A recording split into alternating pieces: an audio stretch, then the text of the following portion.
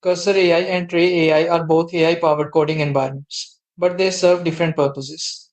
Cursor AI is a feature-rich IDE built on VS Code, tailored for professional developers.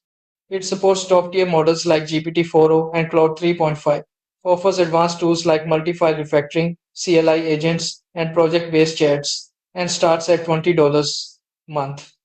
It's pays for productivity boost, though some users on Reddit report buggy edits and slowdowns. On the other hand, Trae AI, created by ByteDance, is a free, lightweight tool focused on rapid prototyping.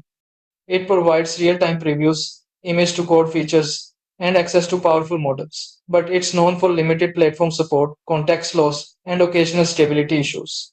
Bottom line, go with Cursor AI if you're building serious production-ready apps and want advanced tools with solid privacy.